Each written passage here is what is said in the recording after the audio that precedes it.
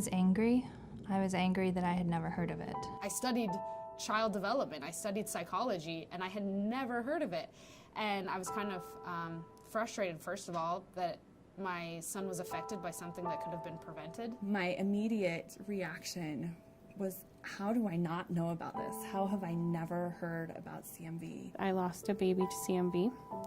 My story is a little bit different than the average CMV family story. When the doctor suggested that Alex be tested, after he learned that there was no history of hearing loss in our family, he suggested we be tested for that he be tested for CMV.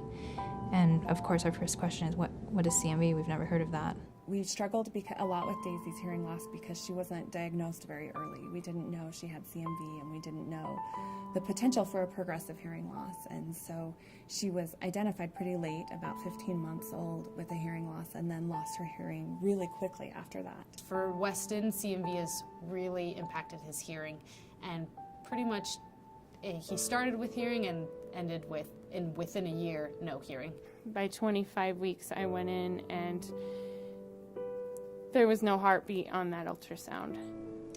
CMV stands for Cytomegalovirus, and it's actually a very common virus. It's the most common virus no one's ever heard of. It's spread through our bodily secretions, meaning like saliva, urine, sexual contact. You don't even know you have it. You may have some very light symptoms, but generally no symptoms at all. However, if you're pregnant and you catch cytomegalovirus, or CMV, and you transmit it to your unborn baby, it is one of the greatest causes of birth defects. It causes more disabilities than things we all hear about, than Down syndrome, than spina bifida, than a lot of those other things. About 20% of children that are born with congenital CMV will go on to have symptoms, and they can be microcephaly, hearing loss, visual loss, seizures, and developmental disabilities.